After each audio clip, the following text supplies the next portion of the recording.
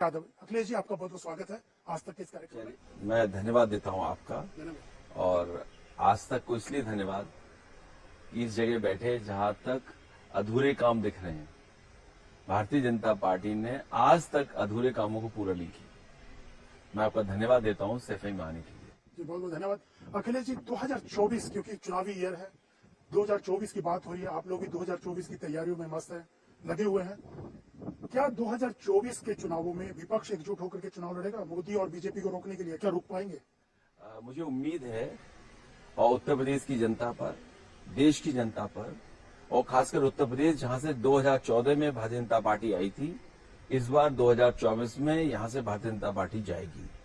और इसलिए भी मैं कह सकता हूं कि जितने भी वादे किए थे भारतीय जनता पार्टी ने, आज पूरे नहीं हैं। जनता ने बहुत समर्थन किया। दिल्ली में सरकार उनकी 10 साल पूरे कर रही है, यूपी में सरकार उन्हें दोबारा मौका मिल गया है, लेकिन काम कहां जमीन पर हुआ? वही किसान की आय दोगुनी नहीं हुई, किसान को एमएसपी नहीं मिली, और जो भी फसल किसान पैदा कर रहा है आज उसकी एमएसपी नहीं मिल रही है। गेहूं बाजार भाव में इसलिए ज्यादा चला गया क्योंकि प्राइवेट कंपनियों ने सब खरीद लिया, सरकार के खरीद केंद्रों पे कोई गेहूं नहीं आया। धान में किसान लूटा गया, बर्बाद हो गया। आलू किसान का नहीं खरीदा गया। अभी सनफ्लावर है, उसका एमएसपी को लेकर के कई किसान आंदोलन किए, कई प्रदेशों में आंदोलन पर आ गए, लेकिन यूपी में तो नहीं मिला एमएसपी पर। इसी तरह मस्टर्ड है, सरसों का कोई भाव नहीं, किसान के जो लाभ मिलना चाहिए था वो नहीं लाभ मिल पा रहा है। बेरोजगारी चरम सीमा पर है, महंगाई चरम सीमा पर है। ये तमाम वो सवाल हैं जिनके जवाब भारतीय जनता पार्टी को देने पड़ेंगे। चुनाव करीब है, कुछ महीने बाकी चुनाव के हैं। मुझे उम्मीद है कि देश की जनता भारतीय जनता पार्टी को देश से हटाएगी। लेकिन कैसे हटाएगी? आपके पास क्या फार्मूला है? क्या विपक्ष एकजुट होकर चुनाव लड़ेगा तभी हट सकते हैं, या जैसे लड़ रहे हैं आपस में ही लड़ रहे हैं विपक्ष, तो क्या उस ढंग से हटा पाएंगे बीजेपी? बहुत दिनों से लगातार इस बात की कोशिश हुई है, और समय समय पे लीडर्स ने दूसरे दल के एक दूसरे से मिले हैं, दूसरी बैठकें हुई हैं लगातार। मुझे उम्मीद है कि 23 तारीख को कोई न कोई रास्ता निकलेगा, और जो सब दल बैठ करके बातचीत करके कोई न कोई फैसला जरूर लेंगे। मतलब विपक्ष एकजुट हो जाएगा आपको लगता है 23 जून के बाद की बैठक जो होगी? 23 को बैठक है, बहुत दिनों बाद एक बड़ी बैठक होने जा रही है। स्वाभाविक है कि सभी दल अपनी राय रखेंगे, लेकिन जैसा मैं पहले भी कह चुका हूं कि उत्तर प्रदेश से भारतीय जनता पार्टी को बहुमत मिला था 2014 में। 10 साल पूरे होने जा रहे हैं। जब पीछे मुड़ करके देखेंगे, क्योंकि केवल हमें आज तक का नहीं देखना है, कल क्या भविष्य होगा, कल तक क्या होना है, वो कौन तय करेगा। इसलिए जनता जब आकलन करेगी 10 साल का और भविष्य देखेगी, तो जरूर भारतीय जनता पार्टी के खिलाफ मतदान होगा। मतलब आप इस कैपेसिटी में, इस ताकत में है कि आप बीजेपी को हरा पाए, या आपको लगता है कि विपक्ष का साथ भी होना जरूरी है? चाहे वो कांग्रेस पार्टी है, मायावती तो कहीं दिखाई नहीं दे रही है विपक्षी एकता में। आपको लगता है कि यूपी की अगर बात की जाए आपके प्रदेश की, तो क्या कांग्रेस के साथ मिलकर आपको लगता है कि बीजेपी को रोक पाएंगे यूपी में खासतौर से? मैंने पहले भी कहा और फिर वो बात को कहता हूं मैं, समाजवादी पार्टी ने 2017 में कांग्रेस के साथ अलायंस किया, 19 में बहुजन समाज पार्टी के साथ अलायंस किया, बीच में 22 का जब चुनाव आया अभी, उस समय भी समाजवादी पार्टी ने छोटे दलों को साथ लाने का काम किया। लगातार समाजवादी पार्टी की कोशिश रही कि भारतीय जनता पार्टी से मुकाबला किया जाए। ये अलग बात है कि समाजवादी पार्टी को जो वोट मिलना चाहिए था, वोट में बढ़ोतरी हुई, लेकिन बीजेपी का मुकाबला नहीं कर पाई। लेकिन मैं आने वाले समय में ये कह सकता हूं कि सभी दल जो समाजवादी पार्टी के साथ जुड़ना चाहते हैं या भारतीय जनता पार्टी को हटाना चाहते हैं, वो बड़े दिल से आए और बड़ा दिल लेकर के समाजवादियों का समर्थन करें, सहयोग करें, जिससे कि समाजवादी पार्टी भारतीय जनता पार्टी का मुकाबला कर सके। तो आप उनका सम्मान भी करेंगे बड़े दिलों में, क्योंकि छोटे दल तो आपके साथ हैं, जो आपने चुनाव अभी तक जितने गांधी है, मायावती है, आप चाहेंगे वो भी साथ है? अभी तक जितने गठबंधन समाजवादी पार्टी ने किए हैं, बड़े दिल से और ईमानदारी से गठबंधन चलाए हैं, गठबंधन का साथ दिया है, और समाजवादी पार्टी के एक एक कार्यकर्ता नेता ने पूरा सहयोग किया, ईमानदारी से उनके पक्ष में मतदान कराए। हमें उम्मीद है इस बात की कि आने वाले समय में जिस तरीके से समाजवादी पार्टी ने बड़े दिल से उनको साथ ला करके काम किया था, इस बार वो भी बड़े दिल से समाजवादियों के साथ आएंगे और इस लड़ाई में आगे साथ देंगे। तो आप कांग्रेस हो, बहुजन समाजवादी पार्टी हो, उनका सम्मान रखेंगे लोकसभा चुनाव में? उनको भी जो उनका सम्मानजनक सीटें हैं वो दी जाएंगी आपकी तरफ से? अभी किस रूप में गठबंधन होगा, कौन से दल साथ आएंगे, ये भविष्य की बात है। लेकिन मैं अपनी समाजवादी पार्टी की तरफ से कह सकता हूं, समाजवादियों ने हमेशा बड़े दिल से लोगों को जोड़ा, साथ लाए, उनको जो सम्मान दे सकते हैं पहले भी सम्मान दिया। आने वाले समय में क्या परिस्थितियां बनेंगी, और परिस्थितियां यही बनती नजर आ रही हैं कि जो भी दल भारतीय जनता पार्टी को हराना चाहते हैं, वो जिस तरीके से समाजवादियों ने साथ लिया था उन्हें, उसी तरह समाजवादियों का साथ दें वो दल। मगर खास तौर से मैं फिर ये सवाल पूछता हूं आपसे, कांग्रेस और मायावती, आप चाहेंगे कि वो भी साथ आए ताकि बीजेपी को रोका जा सके? मैं खासकर दोनों पार्टियों, क्योंकि छोटी पार्टियों के साथ तो आपने गठबंधन किया, क्योंकि कांग्रेस और बीएसपी को आपने कहा था कि उनके साथ एक्सपीरियंस अच्छा नहीं रहा, आप उसको भुला करके आगे बढ़ना चाहते हैं। कई बार लीडर्स जो आए हैं जिनसे बातचीत हुई है, मैं समझता हूं 23 तारीख को जब बैठक होगी, इन बिंदुओं पे भी बात होगी, और हो सकता है किसी न किसी के पास कोई बड़ा सुझाव हो, प्रपोजल हो। जब चीजें सामने आएंगी तभी मैं कुछ कह सकता हूँ। मतलब लेकिन साथ लेके चलने को तैयार है आप दोनों को? मैंने तो ये कहा कि समाजवादियों का साथ दें बड़े दिल से बीजेपी को हराने के लिए, क्योंकि मुख्य रूप से समाजवादी पार्टी लगातार अपना संगठन और लगातार किस तरीके से वोट बढ़ाया जाए उस रास्ते पे काम कर रही है। तो एक बार फिर राहुल गांधी और आपकी जोड़ी जो दिखाई दी थी चुनाव में, विधानसभा चुनाव में, एक बार फिर दिखाई दे सकती है अगर ये फार्मूला बनता है, अगर सहमति बनती है 23 तारीख की मीटिंग के बाद, जैसा आप भी ऑफर कर रहे हैं कि बड़े दिल के साथ आए, समाजवादी पार्टियों ने सबका सम्मान किया, आप चाहेंगे कि राहुल गांधी और अखिलेश यादव और मायावती एक बार फिर दिखाई दें एक साथ? देखिए, मैं ये नहीं कह सकता हूँ क्या क्या रूप होगा, कौन साथ आएगा, क्या जोड़ियां बनेंगी, लेकिन 23 तारीख या 23 के बाद लगातार जो बैठकें होंगी उससे कोई ना कोई रास्ता निकलेगा। अभी चुनाव में समय भी है, कुछ महीने हैं। समाजवादी पार्टी का जहां तक सवाल है, समाजवादी पार्टी अपने सम्मेलन कर रही है, समाजवादी पार्टी अपना संगठन तैयार कर रही है, और संगठन के बाद संघर्ष होगा। रास्ते कैसे निकलेंगे वो भविष्य की बात है। पर अखिलेश जी, एक चीज देखी गई है, विपक्ष एकजुटता की बात की जा रही है, लेकिन बहुत सारे विपक्षी दल हैं जो अपना रास्ता अलग से चला रहे हैं। जैसे मायावती कहीं इस पूरी मीटिंग में दिखाई नहीं दे रही है, कहीं विपक्षी एकता की जो बात हुई है उसमें अलग रास्ता चुने हुए हैं। चाहे वो चंद्रशेखर राव हो, उन्होंने भी कोशिश की, अलग अलग लोगों से मिले, अलग अलग नेताओं से बात की। आप जगन मोहन रेड्डी की बात देख लीजिए, नवीन पटनायक की देख लीजिए, तो ये चंद्रबाबू नायडू को देख लीजिए, तो ये लोग विपक्ष से जो एकता है उससे अलग रास्ता नहीं, तो कैसे आप लोग करेंगे? विपक्ष खुद बटा हुआ है। बहुत से लीडर्स इसमें, आदरणीय केसीआर साहब जो मुख्यमंत्री तेलंगाना, उनसे बात हुई है, और भी दल हैं, लीडर्स से उनसे बात हुई है। वो जहां बीजेपी या अपने परिस्थितियों के हिसाब से अपने प्रदेश में राजनीति कर रहे हैं, वहीं मैं ये कह सकता हूं देश को, और जो मैंने शुरू में कहा कि 2014 में भारतीय जनता पार्टी यहीं से जीत करके सरकार में और दिल्ली की सरकार में शामिल हुए थे। वही परिस्थितियां 19 में बन गई। कोई देश में हरा पाया बीजेपी को तो केवल समाजवादी पार्टी और बहुजन समाज पार्टी का गठबंधन ने हराया। मेरा ये मानना है कि जिस समय यूपी की जनता भारतीय जनता पार्टी को हरा देगी, उसी समय देश की राजनीति से भारतीय जनता पार्टी बाहर हो जाएगी। यूपी में आज भी अगर आप उत्तर प्रदेश की सीटें माइनस कर दें तो भारतीय जनता पार्टी की अकेली सरकार नहीं है, वो गठबंधन की ही सरकार कहलाई जाएगी। इसलिए भूमिका उत्तर प्रदेश की बड़ी होगी। इसी मैंने बार बार कहा कि जो दल बीजेपी को हराना चाहते हैं वो समाजवादी पार्टी का साथ दें।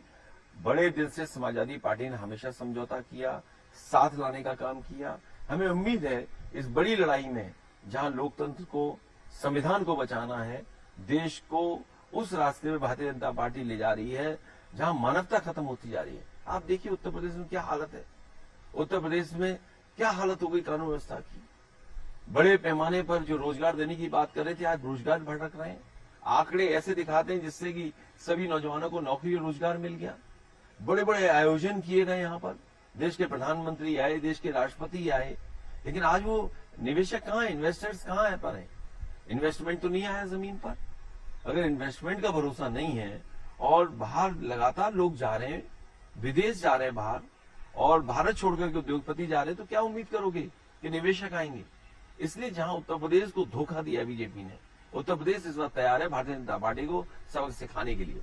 तो आप नाम नहीं ले रहे हैं कांग्रेस और मायावती का, न्योता दे रहे हैं इनको कि आप आए बीजेपी को हराने? मैं कोई इतना बड़ा लीडर नहीं हूं कि न्योता दूं।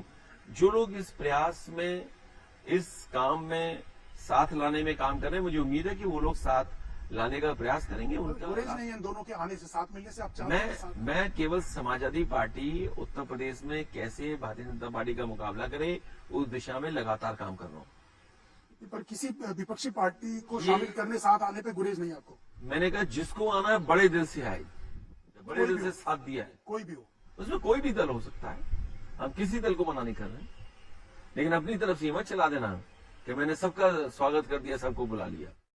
तो उसमें कोई रिजर्वेशन आपकी? कोई रिजर्वेशन नहीं है मेरा, तो सबका स्वागत नहीं आपको? मैं सबका स्वागत है, बड़े दिल से आए। सब पार्टियां विपक्ष की? जो दल आना चाहता है समाजवादी पार्टी के साथ, खुले मन से, बड़े दिल से, और भारतीय जनता पार्टी को हराने के लिए ना है, कुछ स्वार्थ छोड़ देना चाहिए अपने देश के सवाल पर। उसमें कांग्रेस और मायावती? मैं किसी दल के बारे में कुछ नहीं कर रहा, सबके बारे में बात कर रहे मैं सबके बारे में बात कर रहा हूँ। हैं जी।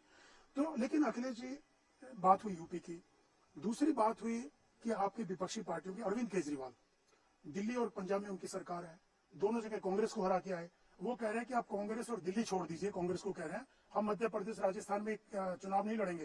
तो ये तो पहले से ही उन्होंने दावा पेश कर दिया कि भैया हमारे टेरिटरी में आप घुसो मत कांग्रेस को, तो शर्त लगा दी पहले से ही। तो ये कैसे पॉसिबल होगा? और कांग्रेस चाहती नहीं है केजरीवाल? ये सवाल न्यूज रूम के नहीं है, ये सवाल हमारे आपके नहीं है।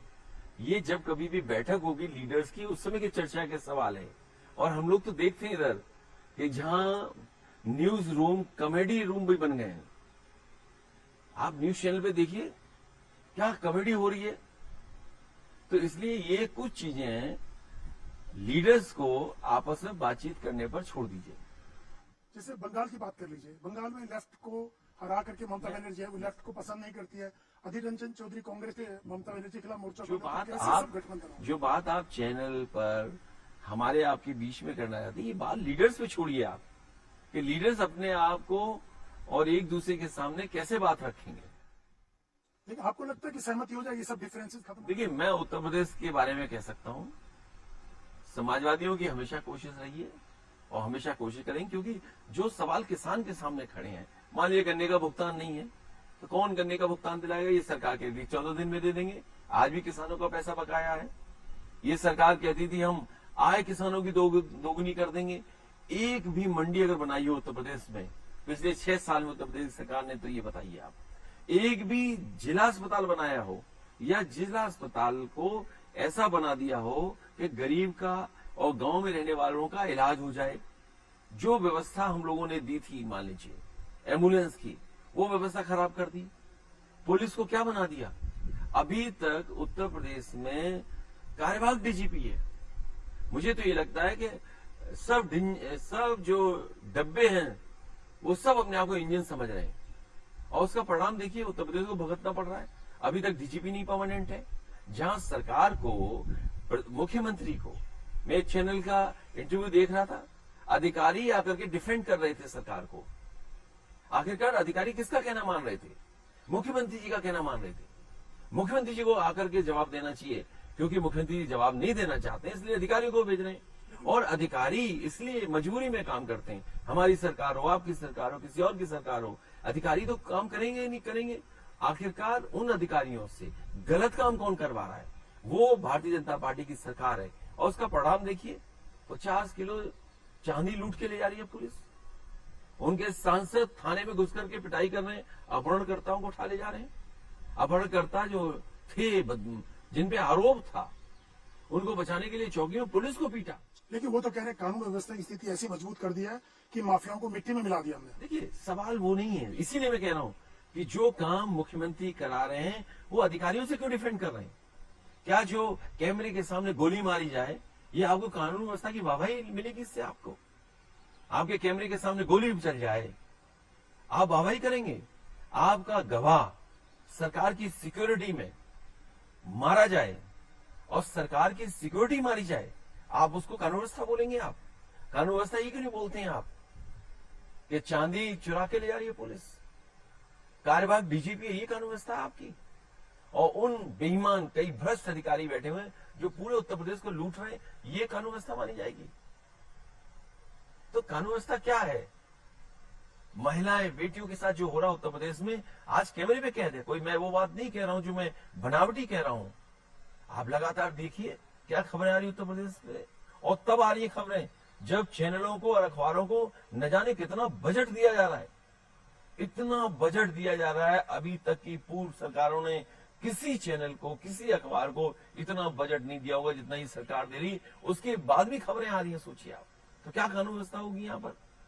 और फिर इन्होंने बड़े बड़े आयोजन किए थे निवेशकों के, आएंगे निवेशक, कारोबार होगा, उद्योग चलेंगे।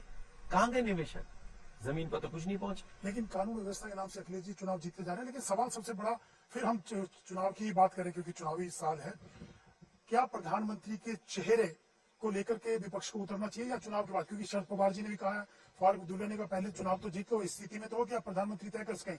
तो बिना चेहरे के 2024 में उतरना आपको लगता है बेहतर होगा या चेहरा होना चाहिए?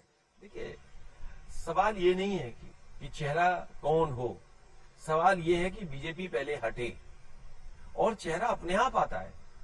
पूर्व में भी दिल्ली में जो सरकारें बनी हैं, आप और हम जानते हैं, अगर इतिहास को पलट कर के देखें, अपने आप चेहरे आ जाते हैं सामने, अपने आप प्रधानमंत्री बनते हैं और अच्छा काम होता है। ऐसा नहीं कि काम नहीं होता है। इसीलिए मैं कह रहा हूं कि सरकार हटे, बीजेपी हटे, दूसरी सरकार बने, चेहरा अपने आप आ जाए। लेकिन चेहरे भी तो बहुत से हैं, ममता बनर्जी, नीतीश कुमार, चंद्रशेखर राव, अरविंद केजरीवाल, कितने भी चेहरे राहुल गांधी का हालांकि केस चल रहा है, लेकिन अगर स्टे लग गया हाईकोर्ट, अपर कोर्ट से, तो सवाल चेहरों का नहीं है, चेहरे तो हमारे पास है ना, क्योंकि बात पुरानी हो जाएगी, हम फिर वही बात कहें दोबारा। हम पे तो चॉइस भी है विपक्ष पर, क्या बीजेपी पे चॉइस है? और अगर चॉइस है, इसीलिए तो कारवार डीजीपी है उत्तर प्रदेश में। ये बीजेपी के लोग समझ रहे चुनाव कुछ और है, लेकिन बीजेपी इस प्रयास में है कि उत्तर प्रदेश में बीजेपी हार जाए। इनके मंत्रियों का व्यवहार देखिए, क्या बातचीत कर रहे हैं। अगर हम लोग कुछ मुंह से निकाल दें तो संस्कारों की बात हो जाएगी। जनता सोचिए इनके मंत्रियों के सामने क्या कह रही है। इस प्रदेश में जो काम हो जाना चाहिए, जो भरोसा दिलाया था कि मां गंगा साफ हो जाएंगी, गंगा साफ बहेगी, बताओ गंगा साफ हो गई? यमुना साफ हो गई? जो भरोसा दिलाया गया था कि महंगाई कम हो जाएगी, आज देखिए डीजल पेट्रोल की कीमत क्या है, रसोई गैस की कीमत क्या है, दालों की कीमत क्या है। ये ठीक है कि बाजार भाग में और गेहूं खरीदा गया, लेकिन सरकारी केंद्रों पे गेहूं नहीं पहुंचा। जब बड़े शहरों में और शहरों में आटा खरीदा जाएगा, उसकी कीमत क्या होगी? आज गरीबों को क्या हालत है उनकी। तो इनका जवाब क्या है? क्या कारखाना लगा यहाँ पर, उद्योग क्या लगा, बिजली इतनी महंगी दे रहे हैं। मैंने सुना है कि मुख्यमंत्री जी मंत्री को पे आरोप लगा रहे हैं कि मंत्री की वजह से, बिजली मंत्री की वजह से बिजली नहीं आ रही, अधिकारियों की वजह से बिजली नहीं आ रही है। हमारा आरोप यह है कि अगर मुख्यमंत्री जी ने काम किया होता, जो बिजली के कारखाने लग रहे थे, एटा में जवाहरपुर, आपका भोगनीपुर में निविल इग्नाइट का, आपका कानपुर में अगर ये पंखी का पावर प्लांट, अगर ये प्लांट लग गए होते, समय से लग गए होते, तो शायद उत्तर प्रदेश को ऐसी बिजली का कटौती का सामना नहीं करना पड़ता। बुजुर्गों की हालत क्या है? बिजली नहीं मिल रही यहाँ, महंगी कितनी दर है यहाँ पर। अगर कोई जिम्मेदार है बिजली के संकट के लिए तो मुख्यमंत्री खुद, क्योंकि पिछले 6 साल से मुख्यमंत्री खुद हैं। वो मंत्री पे आरोप लगा के बच नहीं सकते। ये मंत्री की गलती है या अधिकारियों की गलती है, सरकार जाने। लेकिन जो मैं देख सकता हूं, वो मैं यही देख सकता हूं कि पूरी की पूरी गलती मुख्यमंत्री जी की है, जिसकी वजह से इतना बड़ा बिजली का संकट उत्तर प्रदेश में है। अखिलेश जी, एक सवाल ये उठता है कि राहुल कर्नाटक जीत के बाद कांग्रेस का दावा 2024 के लिए मजबूत हुआ है, और जो आगे स्टेट्स के चुनाव है, मध्य प्रदेश, राजस्थान, छत्तीसगढ़, तेलंगाना, वहां भी कांग्रेस दावा कर रही थी हमारी बेहतर स्थिति में है हम लोग। तो क्या आपको लगता है कि कर्नाटक के बाद और आने वाले विधानसभा चुनाव का कांग्रेस का दावा 2024 के लिए ज्यादा मजबूत होगा? हालांकि राहुल गांधी का केस चल रहा है कोर्ट में, अगर हाई कोर्ट से स्टे हो जाता है तो आपको लगता है 2024 में प्रबल दावेदार होंगे वो? देखिए, किसी दल के बारे में मैं क्या कह सकता हूँ। चुनाव हारे जाते हैं, जीते जाते हैं, माहौल बनता है, बिगड़ता है। कई बार सरकारें बहुत सारे प्रदेश में होती है, उसके बाद भी लोकसभा में लोग हार जाते हैं। तो सवाल ये नहीं है, सवाल ये है कि 23 तारीख को जब बैठक होगी या उसके बाद भी चर्चा लगातार होती रहेगी। 24 का, जहां तक उत्तर प्रदेश का सवाल है, किस हिस्से में देश के क्या क्या हुआ है वो अलग बात है, लेकिन मैं ये कह सकता हूं और जनता के बीच में लगातार जाने के बाद मैं ये कह सकता हूं कि उत्तर प्रदेश में बदलाव होगा, और बदलाव इतना बड़ा होगा कि बीजेपी ने भी नहीं सोचा होगा। आप सोचिए उत्तर प्रदेश में कुछ हिस्सों से खबरें आ रही हैं कि गर्मियों में लगातार जो बिजली का संकट है, इसकी वजह से लोगों की जान जा रही है। गर्मी की वजह से, इतनी तेज धूप की वजह से लोग अगर बीमार हो जा रहे हैं, अस्पताल जा रहे हैं, तो उन्हें इलाज और दवाई नहीं मिल रही, जिसकी वजह से जान जा रही है। एम्बुलेंस समय पर नहीं पहुंच रही, अगर घटना हो जाए तो पुलिस समय पर नहीं पहुंच रही। ये अच्छी व्यवस्थाएं जो बनाई थी समाजवादी पार्टी ने, वो सब बर्बाद कर दी सरकार ने। तो अखिलेश जी, आप कह रहे हैं कि यूपी से बदलाव होगा, बीजेपी जाएगी, तो आपको लगता है कि सब साथ आ जाएं तो आसान हो जाएगा आपके लिए बीजेपी को हटाना, या अकेले इस दम पे है समाजवादी पार्टी की हटा सकती है, या सबको सहयोग करें जो बीजेपी को जो बीजेपी को हटाना चाहते हैं वो समाजवादियों का भी साथ दें। अच्छा, एक सवाल ये है अखिलेश जी, भारत जोड़ो यात्रा को लेकर कांग्रेस हमेशा कहती है कि उससे बहुत फायदा हुआ कांग्रेस को, राहुल गांधी की इमेज बदल गई, जो पप्पू कहा जाता था उनको, वो इमेज बदल गई है। आप भी मानते हैं कि भारत जोड़ो यात्रा से राहुल गांधी की इमेज में बदलाव हुआ है, फायदा हुआ है कांग्रेस को? बीजेपी बहुत समझदार पार्टी है, वो अपनी इमेज बनाने के लिए और दूसरे की इमेज खराब करने के लिए हजारों करोड़ रुपए खर्च करती है। सुनने में आ रहा है कि भारतीय जनता पार्टी ये बड़ा प्लानिंग के साथ बड़े प्रोफेशनल्स को नौकरी पे रख करके और बड़ा आईटी सेल क्रिएट कर करके वो ये काम करते हैं। तो किसकी छवि खराब करनी है और अपनी छवि सुधारनी है, बीजेपी इसी पे खर्चा काम ज्यादा कर रही है। मतलब राहुल की इमेज में कोई फर्क पड़ा नहीं पड़ा? देखिए, मैं कोई बहुत बड़ा वो नहीं हूं कि मैं किसी की इमेज के बारे में कहूं, क्योंकि बाद में अगर आज कहूंगा आपसे तो पता नहीं क्या कहानी बना देंगे आप। इसलिए मैं अपने ही स्टैंड पर रहूंगा कि उत्तर प्रदेश में भारतीय जनता पार्टी को हटाने के लिए समाजवादी पार्टी लगातार कोशिश करती रहेगी।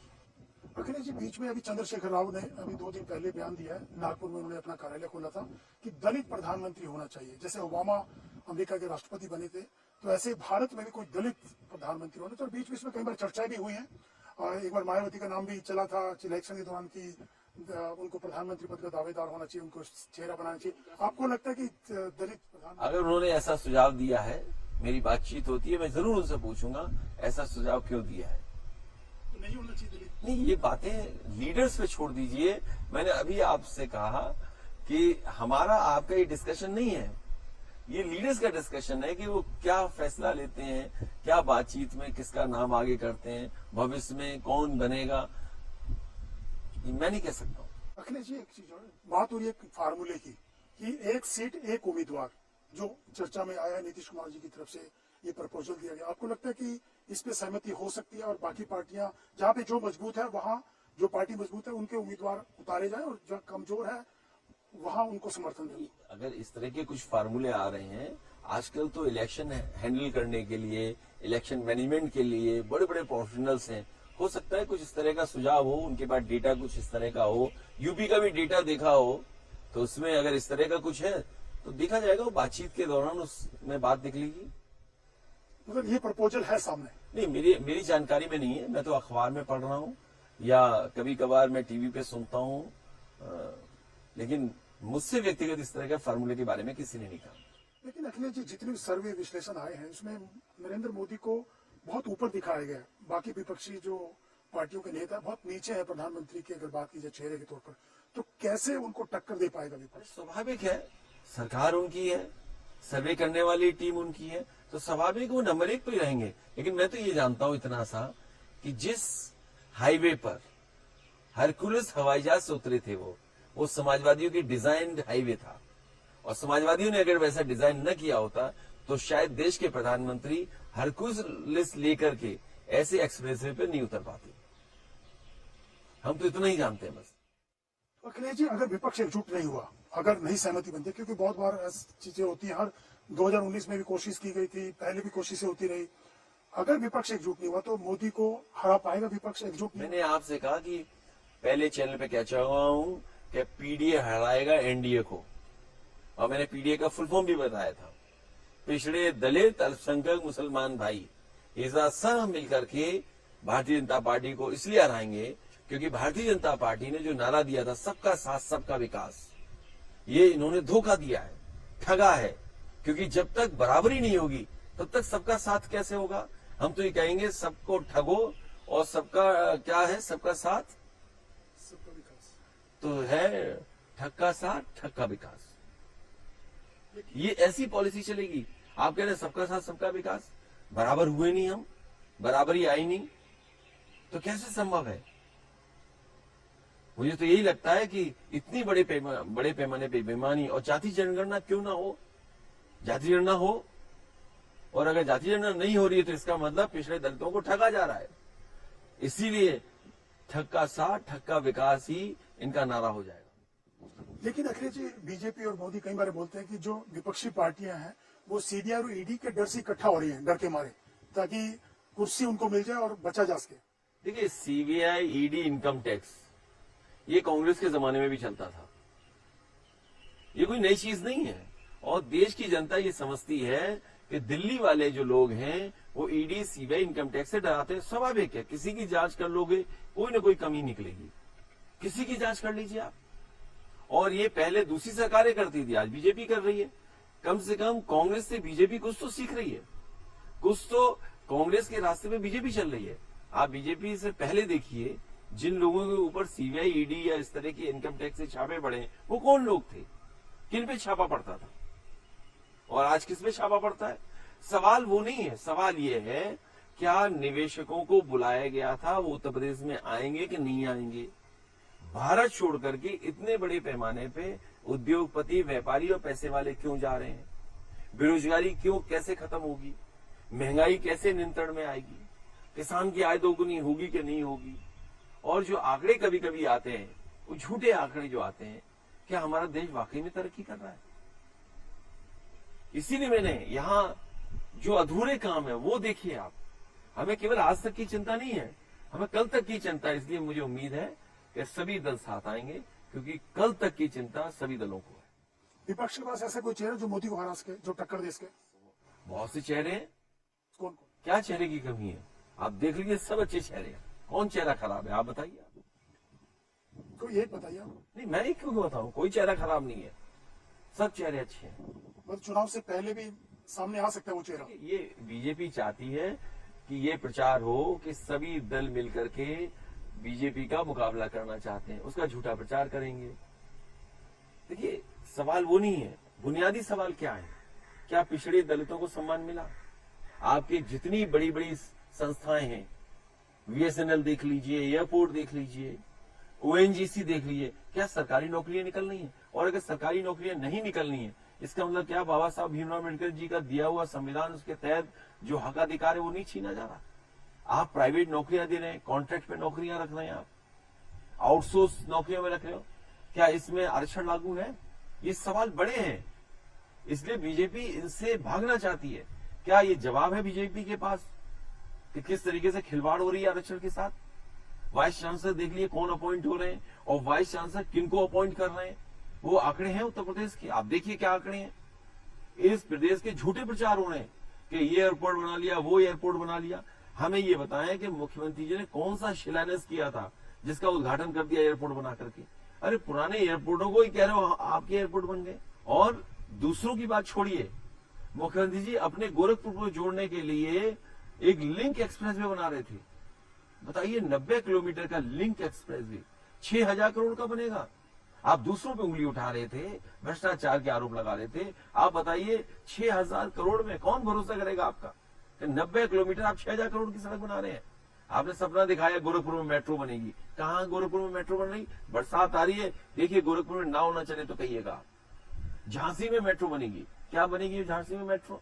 मैंने सदन में पूछा कि स्टेट बजट से मुझे एक 4 लेन बता दो जो आपने बनाई हो। अब कह रहे हो सुपर हाईवे बनाएंगे।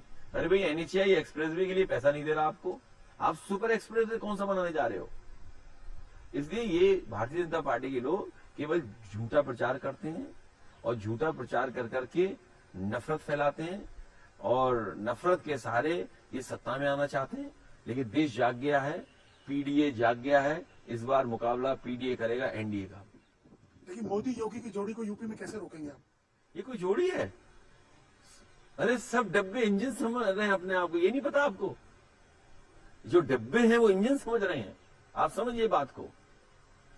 सपने बड़े हो गए सबके, वो किसी का चुनाव नहीं देख रहे हैं यहाँ के लोग। एक आखिरी सवाल अखिलेश जी, कांग्रेस के नेताओं की तरफ से लगातार बयान आते रहते हैं, चाहे कमलनाथ हो, बहुत से लोगों ने कहा है कि कांग्रेस मुख्य विपक्षी दल है, बड़ी पार्टी है, पुरानी पार्टी है, उनके अम्ब्रेला के नीचे सबको आना चाहिए।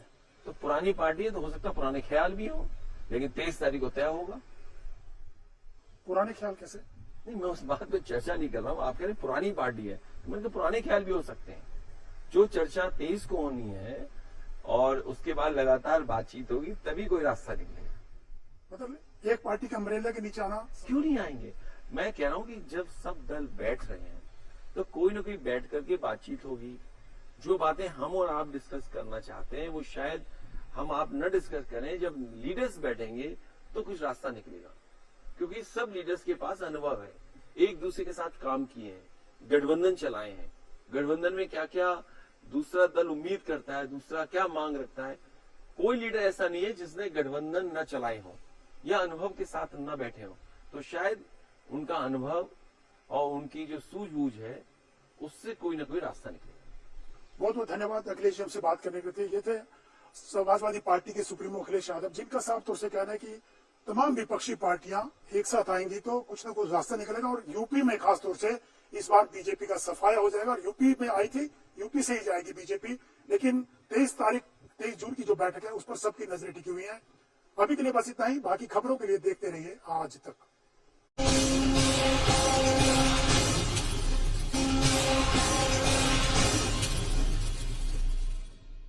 2024 के लोकसभा चुनावों को लेकर के विपक्ष एकजुट होने की कोशिश कर रहा है। इसी सिलसिले में 23 जून को पटना में बैठक भी बुलाई गई है। इस बैठक में क्या सहमति बनेगी साथ मिलकर चुनाव लड़ने को लेकर के? अगर सहमति बनती है तो विपक्ष का प्रधानमंत्री पद के उम्मीदवार कौन होगा या बिना चेहरे के चुनाव में जाएंगे? इन्हीं तमाम मुद्दों पर बात करने के लिए हमारे साथ मौजूद हैं यूपी के पूर्व मुख्यमंत्री और समाजवादी पार्टी सुप्रीमो अखिलेश यादव। अखिलेश जी, आपका बहुत बहुत स्वागत है आज तक इस कार्यक्रम में। मैं धन्यवाद देता हूं आपका, और आज तक को इसलिए धन्यवाद, इस जगह बैठे जहां तक अधूरे काम दिख रहे हैं। भारतीय जनता पार्टी ने आज तक अधूरे कामों को पूरा नहीं किया। मैं आपका धन्यवाद देता हूं सफाई में आने के लिए। जी बहुत बहुत धन्यवाद अखिलेश जी। 2024 क्योंकि चुनावी ईयर है, 2024 की बात हो रही है, आप लोग भी 2024 की तैयारियों में मस्त है, लगे हुए हैं। क्या 2024 के चुनावों में विपक्ष एकजुट होकर के चुनाव लड़ेगा मोदी और बीजेपी को रोकने के लिए? क्या रोक पाएंगे? मुझे उम्मीद है, और उत्तर प्रदेश की जनता पर, देश की जनता पर, और खासकर उत्तर प्रदेश जहां से 2014 में भारतीय जनता पार्टी आई थी, इस बार 2024 में यहां से भारतीय जनता पार्टी जाएगी। और इसलिए भी मैं कह सकता हूं कि जितने भी वादे किए थे भारतीय जनता पार्टी ने, आज पूरे नहीं हैं। जनता ने बहुत समर्थन किया। दिल्ली में सरकार उनकी 10 साल पूरे कर रही है, यूपी में सरकार उन्हें दोबारा मौका मिल गया है, लेकिन काम कहां जमीन पर हुआ? वही किसान की आय दोगुनी नहीं हुई, किसान को एमएसपी नहीं मिली, और जो भी फसल किसान पैदा कर रहा है आज उसकी एमएसपी नहीं मिल रही है। गेहूं बाजार भाव में इसलिए ज्यादा चला गया क्योंकि प्राइवेट कंपनियों ने सब खरीद लिया, सरकार के खरीद केंद्रों पे कोई गेहूं नहीं आया। धान में किसान लूटा गया, बर्बाद हो गया। आलू किसान का नहीं खरीदा गया। अभी सनफ्लावर है, उसका एमएसपी को लेकर के कई किसान आंदोलन किए, कई प्रदेशों में आंदोलन पर आ गए, लेकिन यूपी में तो नहीं मिल रहा है एमएसपी पर। ये इसी तरह मस्टर्ड है, सरसों का कोई भाव नहीं, किसान के जो लाभ मिलना चाहिए था वो नहीं लाभ मिल पा रहा है। बेरोजगारी चरम सीमा पर है, महंगाई चरम सीमा पर है। ये तमाम वो सवाल हैं जिनके जवाब भारतीय जनता पार्टी को देने पड़ेंगे। चुनाव करीब है, कुछ महीने बाकी चुनाव के हैं। मुझे उम्मीद है कि देश की जनता भारतीय जनता पार्टी को देश से हटाएगी। लेकिन कैसे हटाएगी? आपके पास क्या फार्मूला है? क्या विपक्ष एकजुट होकर चुनाव लड़ेगा तभी हट सकते हैं, या जैसे लड़ रहे हैं आपस में ही लड़ रहे हैं विपक्ष, तो क्या उस ढंग से हटा पाएंगे बीजेपी? बहुत दिनों से लगातार इस बात की कोशिश हुई है, और समय समय पे लीडर्स ने दूसरे दल के एक दूसरे से मिले हैं, दूसरी बैठकें हुई हैं लगातार। मुझे उम्मीद है कि 23 तारीख को कोई न कोई रास्ता निकलेगा, और जो सब दल बैठ करके बातचीत करके कोई न कोई फैसला जरूर लेंगे। मतलब विपक्ष एकजुट हो जाएगा आपको लगता है 23 जून के बाद की बैठक जो होगी? क्योंकि 23 को बैठक है, बहुत दिनों बाद एक बड़ी बैठक होने जा रही है। स्वाभाविक है कि सभी दल अपनी राय रखेंगे, लेकिन जैसा मैं पहले भी कह चुका हूं कि उत्तर प्रदेश से भारतीय जनता पार्टी को बहुमत मिला था 2014 में। 10 साल पूरे होने जा रहे हैं। जब पीछे मुड़ करके देखेंगे, क्योंकि केवल हमें आज तक का नहीं देखना है, कल क्या भविष्य होगा, कल तक क्या होना है, वो कौन तय करेगा। इसलिए जनता जब आकलन करेगी 10 साल का और भविष्य देखेगी तो जरूर भारतीय जनता पार्टी के खिलाफ मतदान होगा। मतलब आप इस कैपेसिटी में, इस ताकत में है कि आप बीजेपी को हरा पाए, या आपको लगता है कि विपक्ष का साथ भी होना जरूरी है, चाहे वो कांग्रेस पार्टी है, मायावती तो कहीं दिखाई नहीं दे रही है विपक्षी एकता में। आपको लगता है कि यूपी की अगर बात की जाए आपके प्रदेश की, तो क्या कांग्रेस के साथ मिलकर आपको लगता है कि बीजेपी को रोक पाएंगे यूपी में खासतौर से? मैंने पहले भी कहा और फिर वो बात को कहता हूं मैं, समाजवादी पार्टी ने 2017 में कांग्रेस के साथ अलायंस किया, 19 में बहुजन समाज पार्टी के साथ अलायंस किया, बीच में 22 का जब चुनाव आया अभी, उस समय भी समाजवादी पार्टी ने छोटे दलों को साथ लाने का काम किया। लगातार समाजवादी पार्टी की कोशिश रही कि भारतीय जनता पार्टी से मुकाबला किया जाए।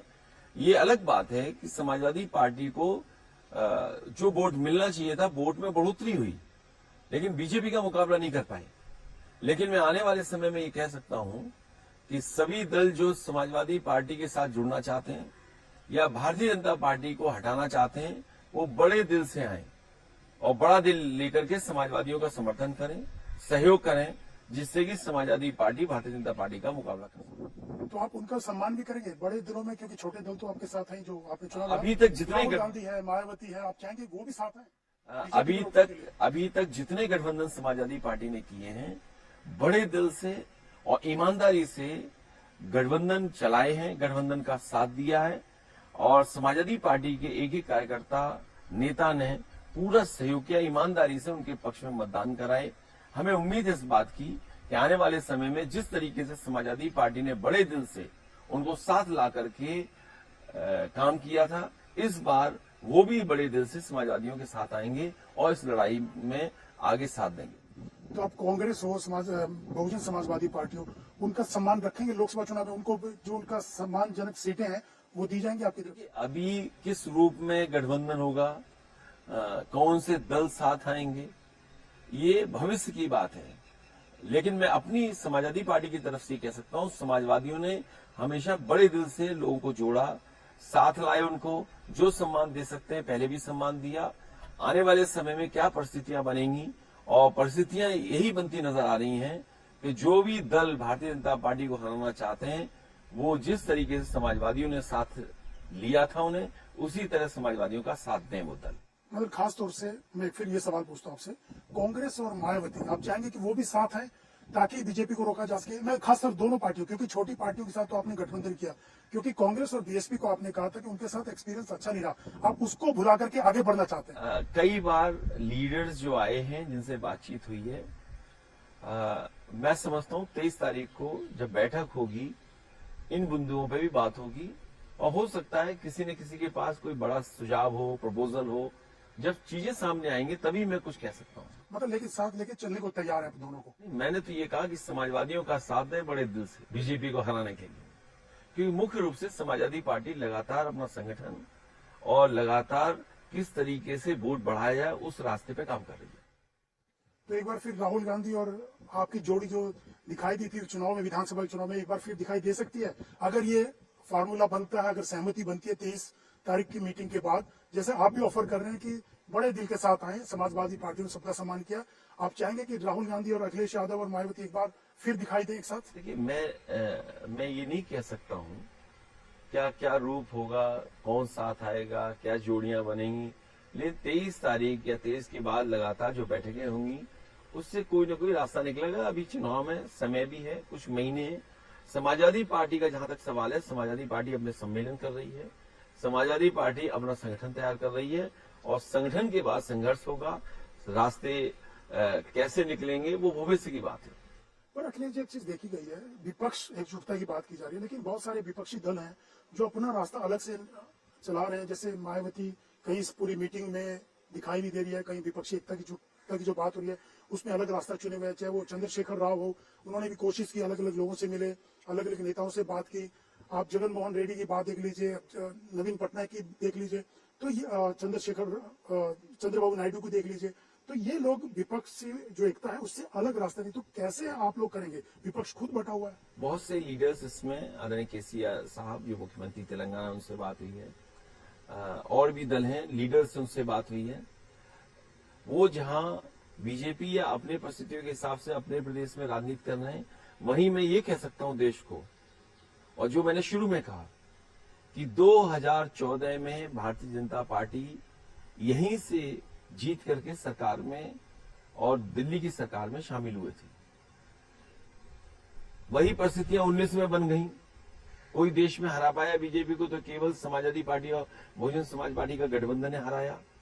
मेरा ये मानना है कि जिस समय यूपी और यूपी की जनता भारतीय जनता पार्टी को हरा देगी, उसी समय देश की राजनीति से भारतीय जनता पार्टी बाहर हो जाएगी। यूपी में आज भी अगर आप उत्तर प्रदेश की सीटें माइनस कर दें तो भारतीय जनता पार्टी की अकेली सरकार नहीं है, वो गठबंधन की सरकार कहलाई जाएगी।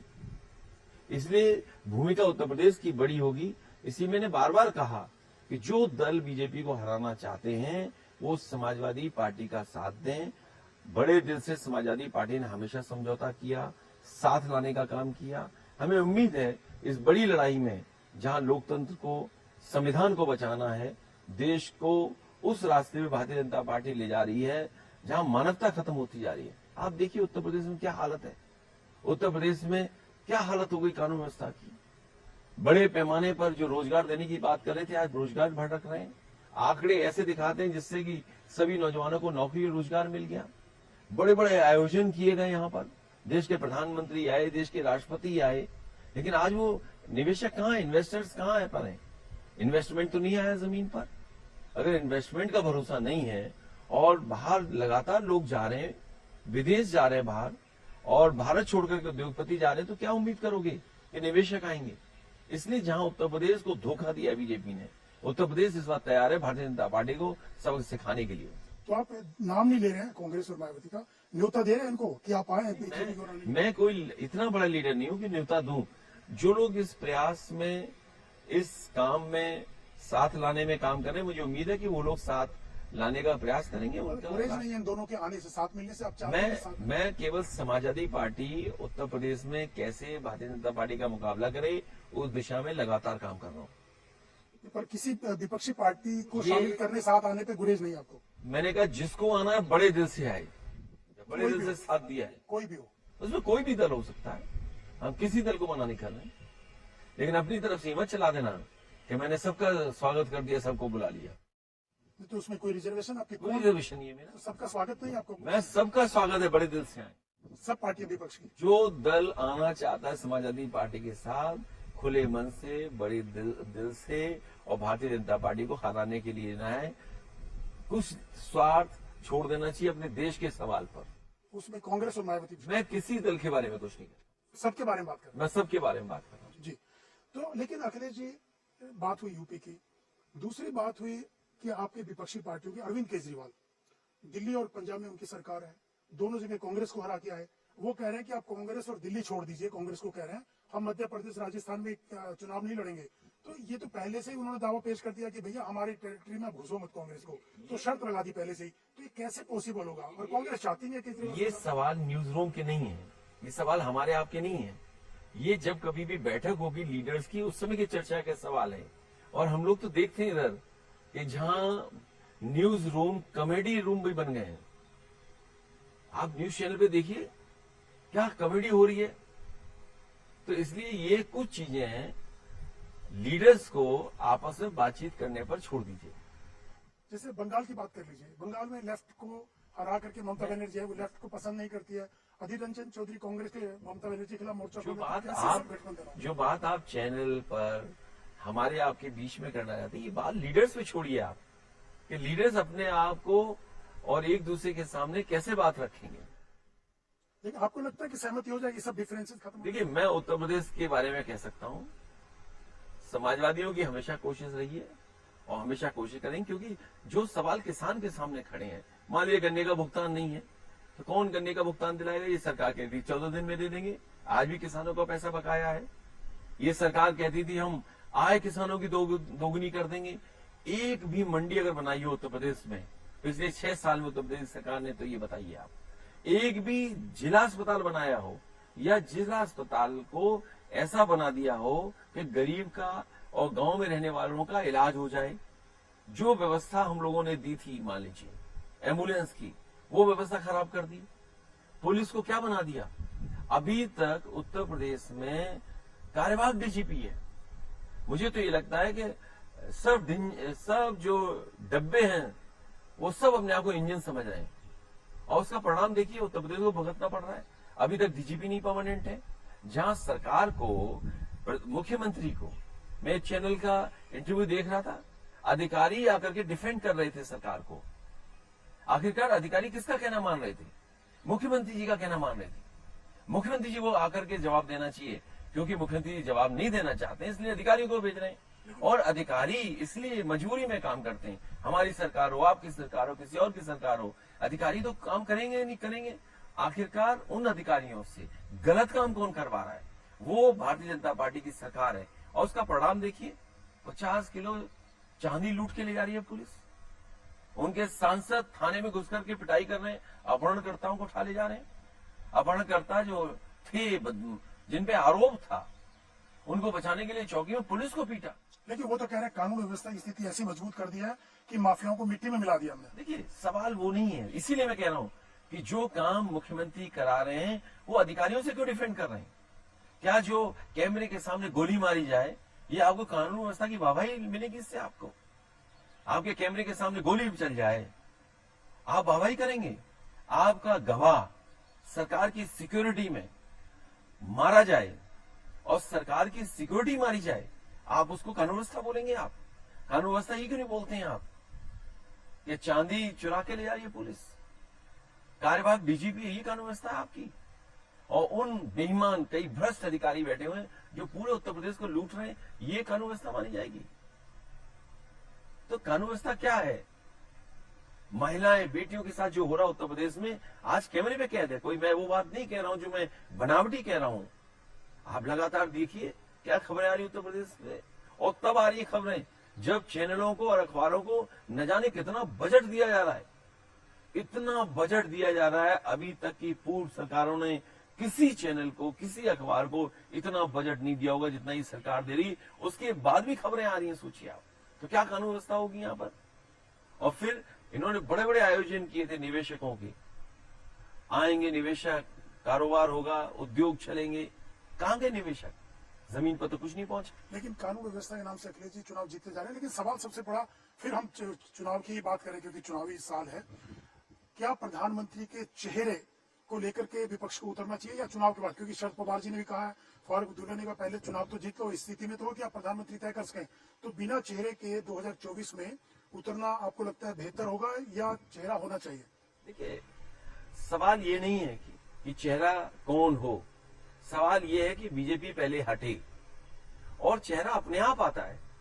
पूर्व में भी दिल्ली में जो सरकारें बनी हैं, आप और हम जानते हैं, अगर इतिहास को पलट कर के देखें, अपने आप चेहरे आ जाते हैं सामने, अपने आप प्रधानमंत्री बनते हैं और अच्छा काम होता है। ऐसा नहीं कि काम नहीं होता है।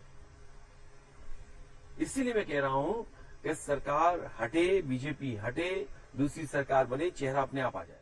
लेकिन चेहरे भी तो बहुत से हैं, ममता बनर्जी, नीतीश कुमार, चंद्रशेखर राव, अरविंद हम केजरीवाल, कितने भी राहुल गांधी। हालांकि केस चल रहा है, लेकिन अगर स्टे लग गया हाईकोर्ट, अपर कोर्ट से, तो सवाल चेहरों का नहीं है, चेहरे तो हमारे पास है ना, क्योंकि बात पुरानी हो जाएगी, हम फिर वही बात कहें दोबारा। हम पे तो चॉइस भी है विपक्ष पर, क्या बीजेपी पे चॉइस है? और अगर चॉइस है, इसीलिए तो कार्यवाहक डीजीपी है उत्तर प्रदेश में। ये बीजेपी के लोग समझ लें चुनाव कुछ और है, लेकिन बीजेपी इस प्रयास में है कि उत्तर प्रदेश में बीजेपी हार जाए। इनके मंत्रियों का व्यवहार देखिए, क्या बातचीत कर रहे हैं। अगर हम लोग कुछ मुंह से निकाल दें तो संस्कारों की बात हो जाएगी। जनता सोचिए इनके मंत्रियों के सामने क्या कह रही है। इस प्रदेश में जो काम हो जाना चाहिए, जो भरोसा दिलाया था कि मां गंगा साफ हो जाएंगी, गंगा साफ बहेगी, बताओ गंगा साफ हो गई? यमुना साफ हो गई? जो भरोसा दिलाया गया था कि महंगाई कम हो जाएगी, आज देखिए डीजल पेट्रोल की कीमत क्या है, रसोई गैस की कीमत क्या है, दालों की कीमत क्या है। ये ठीक है कि बाजार भाग में और गेहूं खरीदा गया, लेकिन सरकारी केंद्रों पे गेहूं नहीं पहुंचा। जब बड़े शहरों में और शहरों में आटा खरीदा जाएगा, उसकी कीमत क्या होगी? आज गरीबों को क्या हालत है उनकी? तो इनका जवाब क्या है? क्या कारखाना लगा यहाँ पर, उद्योग क्या लगा, बिजली इतनी महंगी दे रहे हैं। मैंने सुना है कि मुख्यमंत्री जी मंत्री को पे आरोप लगा रहे हैं कि मंत्री की वजह से, बिजली मंत्री की वजह से बिजली नहीं आ रही, अधिकारियों की वजह से बिजली नहीं आ रही है। हमारा आरोप यह है कि अगर मुख्यमंत्री जी ने काम किया होता, जो बिजली के कारखाने लग रहे थे, एटा में जवाहरपुर, आपका भोगनीपुर में निवेली इग्नाइट का, आपका कानपुर में अगर ये पंखी का पावर प्लांट, अगर ये प्लांट लग गए होते, समय से लग गए होते, तो शायद उत्तर प्रदेश को ऐसी बिजली का कटौती का सामना नहीं करना पड़ता। बुजुर्गों की हालत क्या है, बिजली नहीं मिल रही, यहाँ महंगी कितनी दर है यहाँ पर। अगर कोई जिम्मेदार है बिजली के संकट के लिए तो मुख्यमंत्री खुद, क्योंकि पिछले 6 साल से मुख्यमंत्री खुद है, वो मंत्री पे आरोप लगा करके बच नहीं सकते। ये मंत्री की गलती है या अधिकारियों की गलती है, सरकार जाने। लेकिन जो मैं देख सकता हूं वो मैं यही देख सकता हूं कि पूरी की पूरी गलती मुख्यमंत्री जी की है, जिसकी वजह से इतना बड़ा बिजली का संकट उत्तर प्रदेश में है। अखिलेश जी, एक सवाल ये उठता है कि राहुल कर्नाटक जीत के बाद कांग्रेस का दावा 2024 के लिए मजबूत हुआ है और जो आगे स्टेट्स के चुनाव है, मध्य प्रदेश, राजस्थान, छत्तीसगढ़, तेलंगाना, वहां भी कांग्रेस दावा कर रही है कि हमारी बेहतर स्थिति में है हम लोग। तो क्या आपको लगता है कि कर्नाटक के बाद और आने वाले विधानसभा चुनाव के बाद कांग्रेस का दावा 2024 के लिए ज्यादा मजबूत होगा? हालांकि राहुल गांधी का केस चल रहा है कोर्ट में, अगर हाई कोर्ट से स्टे हो जाता है तो आपको लगता है 2024 में प्रबल दावेदार होंगे वो? देखिए, किसी दल के बारे में मैं क्या कह सकता हूँ। चुनाव हारे जाते हैं, जीते जाते हैं, माहौल बनता है, बिगड़ता है। कई बार सरकारें बहुत सारे प्रदेश में होती है, उसके बाद भी लोकसभा में लोग हार जाते हैं। तो सवाल ये नहीं है, सवाल ये है कि 23 तारीख को जब बैठक होगी या उसके बाद भी चर्चा लगातार होती रहेगी। 24 का, जहां तक उत्तर प्रदेश का सवाल है, किस हिस्से में देश के क्या क्या हुआ है वो अलग बात है, लेकिन मैं ये कह सकता हूं और जनता के बीच में लगातार जाने के बाद मैं ये कह सकता हूं कि उत्तर प्रदेश में बदलाव होगा और बदलाव इतना बड़ा होगा कि बीजेपी ने भी नहीं सोचा होगा। आप सोचिए, उत्तर प्रदेश में कुछ हिस्सों से खबरें आ रही हैं कि गर्मियों में लगातार जो बिजली का संकट है, इसकी वजह से लोगों की जान जा रही है। गर्मी की वजह से, इतनी तेज धूप की वजह से लोग अगर बीमार हो जा रहे हैं, अस्पताल जा रहे हैं, तो उन्हें इलाज और दवाई नहीं मिल रही, जिसकी वजह से जान जा रही है। एम्बुलेंस समय पर नहीं पहुंच रही, अगर घटना हो जाए तो पुलिस समय पर नहीं पहुंच रही। ये अच्छी व्यवस्थाएं जो बनाई थी समाजवादी पार्टी ने, वो सब बर्बाद कर दी सरकार ने।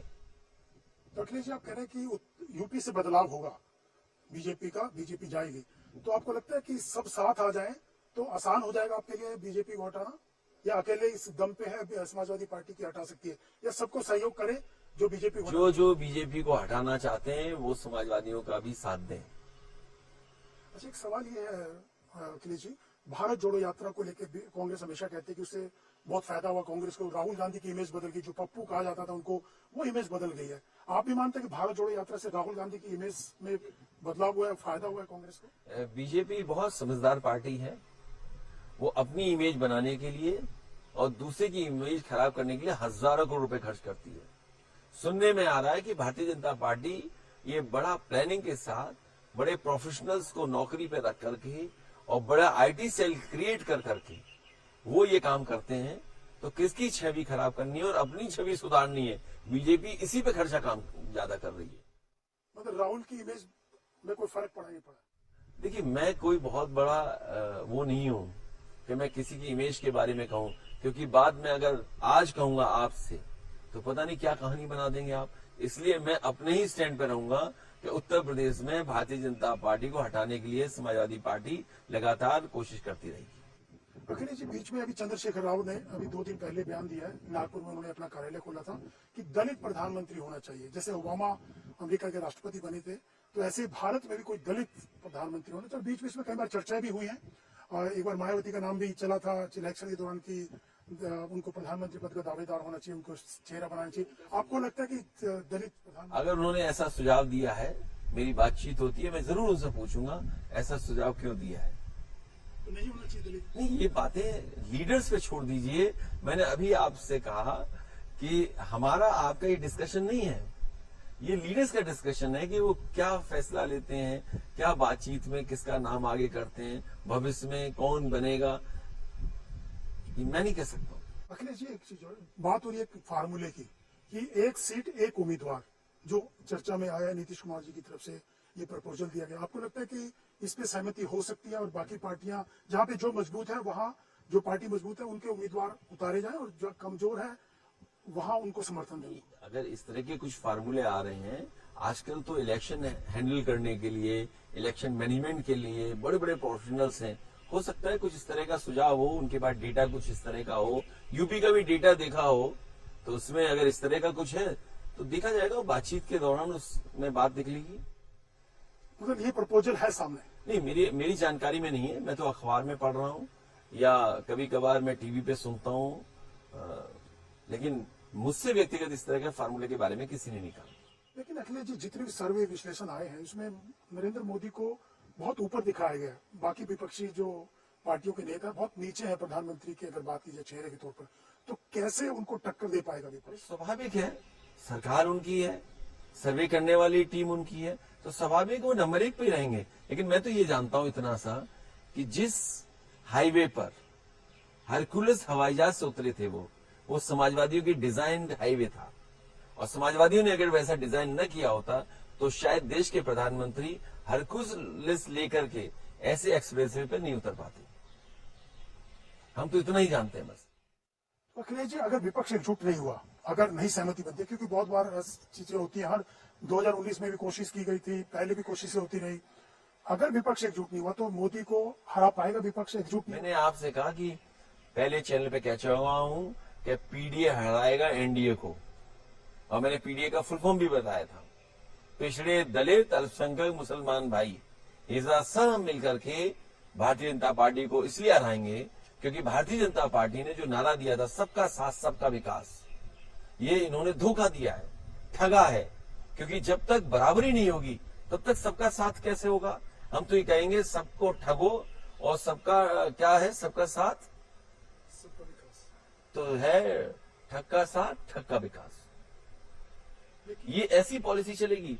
आप कह रहे हैं सबका साथ सबका विकास, बराबर हुए नहीं, हम बराबरी आई नहीं, तो कैसे संभव है? मुझे तो यही लगता है कि इतनी बड़े पैमाने पे बेईमानी, और जाति जनगणना क्यों ना हो? जाति जनगणना हो, और अगर जाति जनगणना नहीं हो रही है तो इसका मतलब पिछड़े दलितों को ठगा जा रहा है। इसीलिए ठग का साथ ठग का विकास ही इनका नारा हो जाएगा। लेकिन अखिलेश जी, बीजेपी और मोदी कई बार बोलते हैं कि जो विपक्षी पार्टियां हैं वो सीबीआई और ईडी के डर से इकट्ठा हो रही हैं, डर के मारे, ताकि कुर्सी उनको मिल जाए और बचा जा सके। देखिए, सीबीआई, ईडी, इनकम टैक्स, ये कांग्रेस के जमाने में भी चलता था, ये कोई नई चीज नहीं है। और देश की जनता ये समझती है कि दिल्ली वाले जो लोग हैं वो ईडी, सीबीआई, इनकम टैक्स से डराते हैं। स्वाभाविक है, किसी की जांच कर लोगे कोई ना कोई कमी निकलेगी, किसी की जांच कर लीजिए आप। और ये पहले दूसरी सरकारें करती थी, आज बीजेपी कर रही है। कम से कम कांग्रेस से बीजेपी कुछ तो सीख रही है, कुछ तो कांग्रेस के रास्ते में बीजेपी चल रही है। आप बीजेपी से पहले देखिए, जिन लोगों के ऊपर सीबीआई, ईडी या इस तरह के इनकम टैक्स से छापे पड़े हैं, वो कौन लोग थे, किन पे छापा पड़ता था, और आज किस पे छापा पड़ता है? सवाल वो नहीं है, सवाल ये है क्या निवेशकों को बुलाया गया था, वो उत्तर प्रदेश में आएंगे कि नहीं आएंगे? भारत छोड़ करके इतने बड़े पैमाने पे उद्योगपति, व्यापारी और पैसे वाले क्यों जा रहे हैं? बेरोजगारी क्यों, कैसे खत्म होगी? महंगाई कैसे नियंत्रण में आएगी? किसान की आय दोगुनी होगी कि नहीं होगी? और जो आंकड़े कभी कभी आते हैं, वो झूठे आंकड़े जो आते हैं, क्या हमारा देश वाकई में तरक्की कर रहा है? इसीलिए मैंने यहाँ जो अधूरे काम है वो देखिए आप। हमें केवल आज तक की चिंता नहीं है, हमें कल तक की चिंता। इसलिए मुझे उम्मीद है कि सभी दल साथ आएंगे, क्योंकि कल तक की चिंता सभी दलों को है। विपक्ष के पास ऐसा कोई चेहरा जो मोदी को हरा सके, जो टक्कर दे सके? बहुत से चेहरे हैं, कौन कौन? क्या चेहरे की कमी है? आप देख लीजिए, सब अच्छे चेहरे हैं। कौन चेहरा खराब है आप बताइए? तो यही बताइए। नहीं, मैं ही क्यों बताऊं, कोई चेहरा खराब नहीं है, सब चेहरे अच्छे हैं। मतलब चुनाव से पहले भी सामने आ सकता है वो चेहरा? ये बीजेपी चाहती है कि ये प्रचार हो कि सभी दल मिलकर के बीजेपी का मुकाबला करना चाहते हैं, उसका झूठा प्रचार करेंगे। देखिए, सवाल वो नहीं है, बुनियादी सवाल क्या है? क्या पिछड़े दलितों को सम्मान मिला? आपके जितनी बड़ी बड़ी संस्थाएं हैं, बीएसएनएल देख लीजिए, एयरपोर्ट देख लीजिए, ओएनजीसी देख लीजिए, क्या सरकारी नौकरियां निकल रही हैं? और अगर सरकारी नौकरियां नहीं निकलनी है, इसका मतलब क्या बाबा साहब भीमराव अम्बेडकर जी का दिया हुआ संविधान, उसके तहत जो हक अधिकार है वो नहीं छीना जा रहा? आप प्राइवेट नौकरियां दे रहे हैं, कॉन्ट्रैक्ट पे नौकरियां रख रहे हैं, आप आउटसोर्स नौकरियों में रख रहे हो, क्या इसमें आरक्षण लागू है? ये सवाल बड़े हैं, इसलिए बीजेपी इनसे भागना चाहती है। क्या ये जवाब है बीजेपी के पास कि किस तरीके से खिलवाड़ हो रही है आरक्षण के साथ? वाइस चांसलर देख लिए कौन अपॉइंट हो रहे हैं और वाइस चांसलर किनको अपॉइंट कर रहे हैं। वो आंकड़े हैं उत्तर प्रदेश के, आप देखिए क्या आंकड़े हैं। इस प्रदेश के झूठे प्रचार हो रहे हैं कि ये एयरपोर्ट बना लिया, वो एयरपोर्ट बना लिया। हमें ये बताएं कि मुख्यमंत्री जी ने कौन सा शिलान्यास किया था जिसका उद्घाटन कर दिया एयरपोर्ट बना करके। अरे पुराने एयरपोर्टों को ही कह रहे हो आपके एयरपोर्ट बन गए। और दूसरों की बात छोड़िए, मुख्यमंत्री जी अपने गोरखपुर को जोड़ने के लिए एक लिंक एक्सप्रेसवे बना रहे थे। बताइए 90 किलोमीटर का लिंक एक्सप्रेसवे 6,000 करोड़ का बनेगा। आप दूसरों पे उंगली उठा रहे थे, भ्रष्टाचार के आरोप लगा रहे थे। आप बताइए 6,000 करोड़ में कौन भरोसा करेगा आपका? 90 किलोमीटर आप 6,000 करोड़ की सड़क बना रहे हैं। आपने सपना दिखाया गोरखपुर में मेट्रो बनेगी। कहां गोरखपुर में मेट्रो बन रही? बरसात आ रही है, देखिए गोरखपुर में नाव ना चले तो कहिएगा। झांसी में मेट्रो बनेगी। क्या बनेगी झांसी में मेट्रो? मैंने सदन में पूछा कि स्टेट बजट से मुझे एक 4 लेन बता दो जो आपने बनाई हो। अब कह रहे हो सुपर हाईवे बनाएंगे। अरे भाई एनएचएआई एक्सप्रेसवे के लिए पैसा नहीं दे रहा आपको, आप सुपर एक्सप्रेसवे कौन सा बनाने जा रहे हो? इसलिए ये भारतीय जनता पार्टी के लोग केवल झूठा प्रचार करते हैं और झूठा प्रचार कर करके नफरत फैलाते हैं और नफरत के सहारे ये सत्ता में आना चाहते हैं। लेकिन देश जाग गया है, पीडीए जाग गया है। इस बार मुकाबला पीडीए करेगा एनडीए का। लेकिन मोदी योगी की जोड़ी को यूपी में कैसे रोकेंगे आप? ये कोई जोड़ी है? अरे सब डब्बे इंजन समझ रहे हैं अपने आप को, ये नहीं पता आपको? जो डब्बे हैं वो इंजन समझ रहे हैं। आप समझिए बात को। सपने बड़े हो गए सबके, वो किसी के चुनाव नहीं देख रहे हैं यहाँ के लोग। एक आखिरी सवाल अखिलेश जी, कांग्रेस के नेताओं की तरफ से लगातार बयान आते रहते हैं, चाहे कमलनाथ हो, बहुत से लोगों ने कहा है कि कांग्रेस मुख्य विपक्षी दल है, बड़ी पार्टी है, पुरानी पार्टी है, उनके अम्ब्रेला के नीचे सबको आना चाहिए। तो पुरानी पार्टी है तो हो सकता है पुराने ख्याल भी हो, लेकिन 23 तारीख को तय होगा। पुराने ख्याल कैसे? नहीं, मैं उस बात पे चर्चा नहीं कर रहा हूँ। आप कह रहे हैं पुरानी पार्टी है, मेरे पुराने ख्याल भी हो सकते हैं। जो चर्चा 23 को होनी है और उसके बाद लगातार बातचीत होगी, तभी कोई रास्ता निकलेगा। मतलब एक पार्टी के अम्ब्रेला के नीचे आना क्यों नहीं आएंगे? मैं कह रहा हूँ कि जब सब दल बैठ रहे हैं तो कोई ना कोई बैठ करके बातचीत होगी। जो बातें हम और आप डिस्कस करना चाहते हैं वो शायद हम आप न डिस्कस करें। जब लीडर्स बैठेंगे तो कुछ रास्ता निकलेगा, क्योंकि सब लीडर्स के पास अनुभव है, एक दूसरे के साथ काम किए हैं, गठबंधन चलाए हैं। गठबंधन में क्या क्या दूसरा दल उम्मीद करता है, दूसरा क्या मांग रखता है। कोई लीडर ऐसा नहीं है जिसने गठबंधन न चलाए हो या अनुभव के साथ न बैठे हो। तो शायद उनका अनुभव और उनकी जो सूझबूझ है उससे कोई ना कोई रास्ता निकलेगा। बहुत बहुत धन्यवाद अखिलेश जी हमसे बात करने के लिए। ये थे समाजवादी पार्टी के सुप्रीमो अखिलेश यादव, जिनका साफ तौर से कहना है कि तमाम विपक्षी पार्टियां एक साथ आएंगी तो कुछ ना कुछ रास्ता निकलेगा। और यूपी में खास तौर से इस बार बीजेपी का सफाया हो जाएगा। और यूपी में आई थी, यूपी से ही जाएगी बीजेपी। लेकिन 23 जून की जो बैठक है उस पर सबकी नजरें टिकी हुई हैं। अभी के लिए बस इतना ही। बाकी खबरों के लिए देखते रहिए आज तक।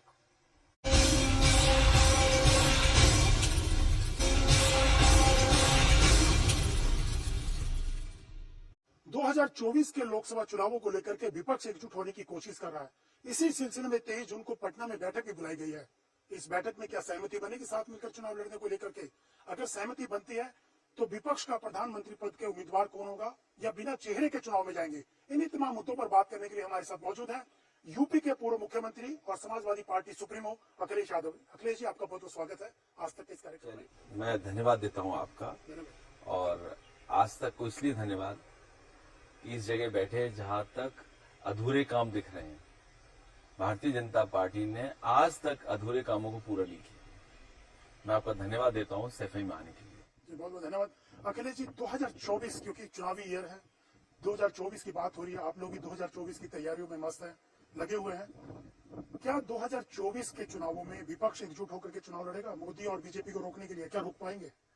मुझे उम्मीद है, और उत्तर प्रदेश की जनता पर, देश की जनता पर, और खासकर उत्तर प्रदेश जहां से 2014 में भारतीय जनता पार्टी आई थी, इस बार 2024 में यहां से भारतीय जनता पार्टी जाएगी। और इसलिए भी मैं कह सकता हूं कि जितने भी वादे किए थे भारतीय जनता पार्टी ने, आज पूरे नहीं हैं। जनता ने बहुत समर्थन किया। दिल्ली में सरकार उनकी 10 साल पूरे कर रही है, यूपी में सरकार उन्हें दोबारा मौका मिल गया है, लेकिन काम कहां जमीन पर हुआ? वही किसान की आय दोगुनी नहीं हुई, किसान को एमएसपी नहीं मिली, और जो भी फसल किसान पैदा कर रहा है आज उसकी एमएसपी नहीं मिल रही है। गेहूं बाजार भाव में इसलिए ज्यादा चला गया क्योंकि प्राइवेट कंपनियों ने सब खरीद लिया, सरकार के खरीद केंद्रों पे कोई गेहूं नहीं आया। धान में किसान लूटा गया, बर्बाद हो गया। आलू किसान का नहीं खरीदा गया। अभी सनफ्लावर है, उसका एमएसपी को लेकर के कई किसान आंदोलन किए, कई प्रदेशों में आंदोलन पर आ गए, लेकिन यूपी में तो नहीं मिला एमएसपी पर। इसी तरह मस्टर्ड है, सरसों का कोई भाव नहीं, किसान के जो लाभ मिलना चाहिए था वो नहीं लाभ मिल पा रहा है। बेरोजगारी चरम सीमा पर है, महंगाई चरम सीमा पर है। ये तमाम वो सवाल हैं जिनके जवाब भारतीय जनता पार्टी को देने पड़ेंगे। चुनाव करीब है, कुछ महीने बाकी चुनाव के हैं। मुझे उम्मीद है कि देश की जनता भारतीय जनता पार्टी को देश से हटाएगी। लेकिन कैसे हटाएगी? आपके पास क्या फार्मूला है? क्या विपक्ष एकजुट होकर चुनाव लड़ेगा तभी हट सकते हैं, या जैसे लड़ रहे हैं आपस में ही लड़ रहे हैं विपक्ष, तो क्या उस ढंग से हटा पाएंगे बीजेपी? बहुत दिनों से लगातार इस बात की कोशिश हुई है और समय समय पे लीडर्स ने दूसरे दल के एक दूसरे से मिले हैं, दूसरी बैठकें हुई हैं लगातार। मुझे उम्मीद है कि 23 तारीख को कोई न कोई रास्ता निकलेगा और जो सब दल बैठ करके बातचीत करके कोई न कोई फैसला जरूर लेंगे। मतलब विपक्ष एकजुट हो जाएगा आपको लगता है 23 जून की बाद की बैठक जो होगी? क्योंकि 23 को बैठक है, बहुत दिनों बाद एक बड़ी बैठक होने जा रही है। स्वाभाविक है कि सभी दल अपनी राय रखेंगे, लेकिन जैसा मैं पहले भी कह चुका हूं कि उत्तर प्रदेश से भारतीय जनता पार्टी को बहुमत मिला था 2014 में। 10 साल पूरे होने जा रहे हैं।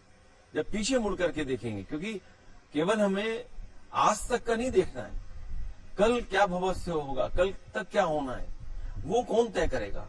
इसलिए जनता जब आकलन करेगी 10 साल का और भविष्य देखेगी तो जरूर भारतीय जनता पार्टी के खिलाफ मतदान होगा। मतलब आप इस कैपेसिटी में, इस ताकत में है कि आप बीजेपी को हरा पाएंगे, या आपको लगता है कि विपक्ष का साथ भी होना जरूरी है? चाहे वो कांग्रेस पार्टी है, मायावती तो कहीं दिखाई नहीं दे रही है विपक्षी एकता में। आपको लगता है कि यूपी की अगर बात की जाए आपके प्रदेश की, तो क्या कांग्रेस के साथ मिलकर आपको लगता है कि बीजेपी को रोक पाएंगे यूपी में खासतौर से? मैंने पहले भी कहा और फिर वो बात को कहता हूं मैं, समाजवादी पार्टी ने 2017 में कांग्रेस के साथ अलायंस किया, 19 में बहुजन समाज पार्टी के साथ अलायंस किया, बीच में 22 का जब चुनाव आया अभी, उस समय भी समाजवादी पार्टी ने छोटे दलों को साथ लाने का काम किया। लगातार समाजवादी पार्टी की कोशिश रही कि भारतीय जनता पार्टी से मुकाबला किया जाए।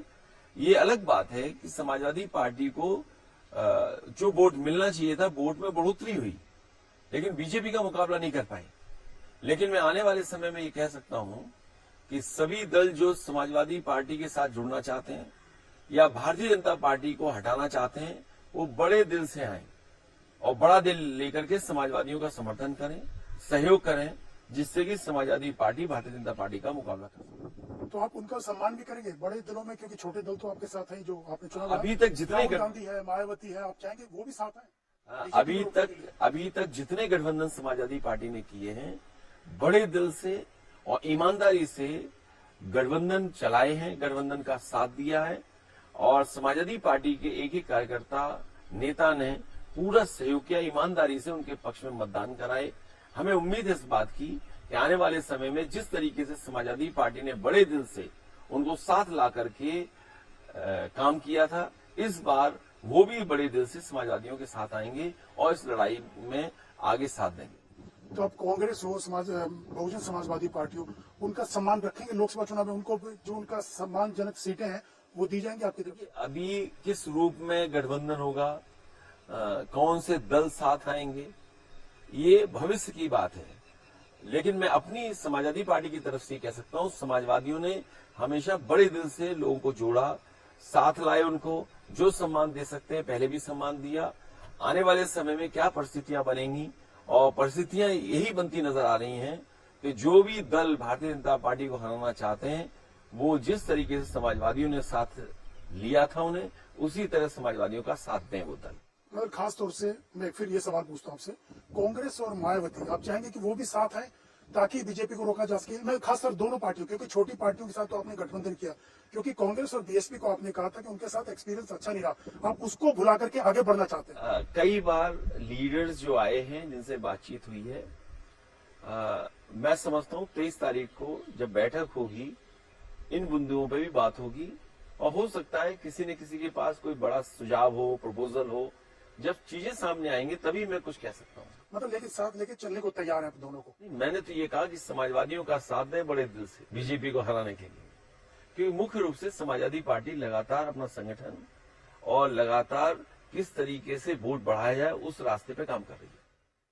तो एक बार फिर राहुल गांधी और आपकी जोड़ी जो दिखाई दी थी चुनाव में, विधानसभा चुनाव में, एक बार फिर दिखाई दे सकती है अगर ये फार्मूला बनता है, अगर सहमति बनती है 23 तारीख की मीटिंग के बाद, जैसा आप भी ऑफर कर रहे हैं कि बड़े दिल के साथ आए, समाजवादी पार्टियों ने सबका सम्मान किया, आप चाहेंगे कि राहुल गांधी और अखिलेश यादव और मायावती एक बार फिर दिखाई दें एक साथ? देखिए, मैं ये नहीं कह सकता हूँ क्या क्या रूप होगा, कौन साथ आएगा, क्या जोड़ियां बनेंगी, लेकिन 23 तारीख या 23 के बाद लगातार जो बैठकें होंगी उससे कोई ना कोई रास्ता निकलेगा। अभी चुनाव में समय भी है, कुछ महीने हैं। समाजवादी पार्टी का जहां तक सवाल है, समाजवादी पार्टी अपने सम्मेलन कर रही है, समाजवादी पार्टी अपना संगठन तैयार कर रही है और संगठन के बाद संघर्ष होगा। रास्ते कैसे निकलेंगे वो भविष्य की बात है। पर अखिलेश जी, एक चीज देखी गई है, विपक्ष एकजुटता की बात की जा रही है, लेकिन बहुत सारे विपक्षी दल हैं जो अपना रास्ता अलग से चला रहे हैं। जैसे मायावती कहीं इस पूरी मीटिंग में दिखाई नहीं दे रही है, कहीं विपक्षी एकता की जो बात हो रही है उसमें अलग रास्ता चुने हुए हैं। चाहे वो चंद्रशेखर राव हो, उन्होंने भी कोशिश की, अलग अलग लोगों से मिले, अलग अलग नेताओं से बात की। आप जगन मोहन रेड्डी की बात देख लीजिए, नवीन पटनायक की देख लीजिए, तो चंद्रबाबू नायडू को देख लीजिए, तो ये लोग विपक्षी जो एकता है उससे अलग रास्ता नहीं, तो कैसे आप लोग करेंगे? विपक्ष खुद बटा हुआ है। बहुत से लीडर्स इसमें, आदरणीय केसीआर साहब जो मुख्यमंत्री तेलंगाना, उनसे बात हुई है, और भी दल हैं, लीडर्स से उनसे बात हुई है। वो जहां बीजेपी या अपने परिस्थितियों के हिसाब से अपने प्रदेश में राजनीति कर रहे हैं, वहीं मैं ये कह सकता हूं देश को, और जो मैंने शुरू में कहा कि 2014 में भारतीय जनता पार्टी यहीं से जीत करके सरकार में और दिल्ली की सरकार में शामिल हुए थे। वही परिस्थितियां 19 में बन गई। कोई देश में हरा पाया बीजेपी को तो केवल समाजवादी पार्टी और बहुजन समाज पार्टी का गठबंधन ने हराया। मेरा ये मानना है कि जिस समय यूपी और यूपी की जनता भारतीय जनता पार्टी को हरा देगी, उसी समय देश की राजनीति से भारतीय जनता पार्टी बाहर हो जाएगी। यूपी में आज भी अगर आप उत्तर प्रदेश की सीटें माइनस कर दें तो भारतीय जनता पार्टी की अकेली सरकार नहीं है, वो गठबंधन की सरकार कहलाई जाएगी। इसलिए भूमिका उत्तर प्रदेश की बड़ी होगी। इसी मैंने बार बार कहा कि जो दल बीजेपी को हराना चाहते हैं वो समाजवादी पार्टी का साथ दें। बड़े दिल से समाजवादी पार्टी ने हमेशा समझौता किया, साथ लाने का काम किया। हमें उम्मीद है इस बड़ी लड़ाई में, जहां लोकतंत्र को, संविधान को बचाना है, देश को उस रास्ते में भारतीय जनता पार्टी ले जा रही है जहां मानवता खत्म होती जा रही है। आप देखिए उत्तर प्रदेश में क्या हालत है, उत्तर प्रदेश में क्या हालत हो गई कानून व्यवस्था की। बड़े पैमाने पर जो रोजगार देने की बात कर रहे थे, आज रोजगार भटक रहे हैं। आंकड़े ऐसे दिखाते हैं जिससे कि सभी नौजवानों को नौकरी और रोजगार मिल गया। बड़े बड़े आयोजन किए गए, यहाँ पर देश के प्रधानमंत्री आए, देश के राष्ट्रपति आए, लेकिन आज वो निवेशक कहाँ है, इन्वेस्टर्स कहाँ है पर है? इन्वेस्टमेंट तो नहीं आया जमीन पर। अगर इन्वेस्टमेंट का भरोसा नहीं है और बाहर लगातार लोग जा रहे हैं, विदेश जा रहे हैं बाहर, और भारत छोड़कर उद्योगपति जा रहे हैं, तो क्या उम्मीद करोगे कि निवेशक आएंगे? इसलिए जहां उत्तर प्रदेश को धोखा दिया बीजेपी ने, उत्तर प्रदेश इस बार तैयार है भारतीय जनता पार्टी को सबक सिखाने के लिए। तो आप नाम नहीं ले रहे हैं कांग्रेस और मायावती का, न्योता दे रहे हैं इनको कि आप आए बीजेपी को? मैं कोई इतना बड़ा लीडर नहीं हूं कि न्योता दूं। जो लोग इस प्रयास में, इस काम में साथ लाने में काम कर रहे हैं, मुझे उम्मीद है कि वो लोग साथ लाने का प्रयास करेंगे। उनका नहीं, इन दोनों के आने से, साथ मिलने से आप चाहते हैं? मैं केवल समाजवादी पार्टी उत्तर प्रदेश में कैसे भारतीय जनता पार्टी का मुकाबला करे उस दिशा में लगातार काम कर रहा हूँ। पर किसी विपक्षी पार्टी को शामिल करने, साथ आने पे गुरेज नहीं आपको? मैंने कहा जिसको आना है बड़े दिल से आए, बड़े दिल से साथ दिया है, कोई भी हो, उसमें कोई भी दल हो सकता है।